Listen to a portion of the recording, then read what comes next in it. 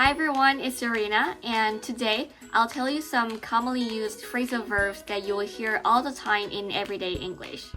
And I'll also help you practice pronunciation. Alright, then let's dive in right away. So, the first one is come up with. It means to think of an idea or plan. Instead of saying think of, using come up with might sound more natural. So let's see the example. She came up with a great idea for the project. If you say faster, you can say, she came up with a great idea for the project. So it's came, I said came because it's past tense. And if you want to sound more natural, make sure to use linking and stress like I did. So I will tell you, she came up with a great idea for the project. It's came up, but instead of saying came up, you use the linking sound, then it become came up with a great idea for the project. She came up with, even here, not with a, you can say with the. She came up with a great idea for the project. Then it becomes more natural and you can say faster. And let's see the stress. You don't just say she came up with a great idea for the project. You have to stress. So she came up with a great idea for the project. She came up, you stress, with the great, okay, G here.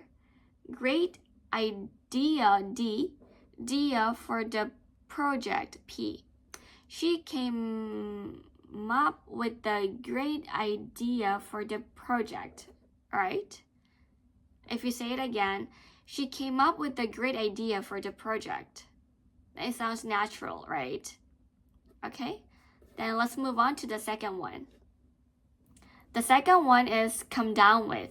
And it means that you're start to get sick, but not like too serious. It's usually just for a minor illness. And now if you compare it with the first one, come up with, the only thing it changed is one word, up and down. But the meaning has totally changed. So you have to watch out for that.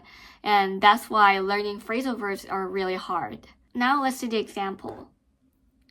I think I'm coming down with a cold. And here again, you have to use linking and stress, right? So in this sentence, you can say, I think I'm, even here, I think I'm, no. So instead of saying, I think I'm, you can say, I think I'm coming down with the cold. I mean, it's not wrong to not use a linking sound, but it sounds more natural if you use linking sound, okay? So let's see. So let's read it again. I think I'm coming down with the cold.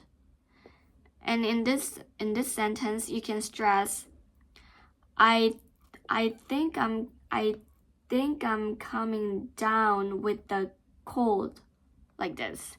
I think I'm coming down with the cold. I think I'm coming down with the cold. I know it sounds a bit awkward to practice like this at first, but it's really important because it really makes you sound more natural, okay? So let's read it again. I think I'm coming down with the cold. I think I'm coming down with a cold. Okay? Let's move on to the last one. So the third one is run out of. So it means to use all of something, so there's none left. So instead of saying use all, you can say run out of. And I think this one is a bit tricky because of the pronunciation, but let's take a look. So let's see the example. We're running out of time. So this one is a common phrase that people often say, running out of time. So it means that you don't have enough time. And before we jump in, it's not only limited to time. You can also say things like gas or supplies or food. All right. Okay, then let's see again. We're running out of time. Or is like you have to roll your your tongue. You don't say run, you say run, run. So another tip is that when you pronounce R, you don't touch your tongue on the top. Run, run. And also before you sound R, you can make this sound. R, r. So in this way, it will help you roll your tongue. Running, running. We're running out of time. And even here, you have to use a linking sound. We're running out of time. Running out of time. Out of. Here. Out of. Instead of saying out of, you can say out of. Out of. We're running out of time. We're running out of time. We're running out of time. So when you pronounce ra, it's kind of stress here. We're running out of time. We're running out of time.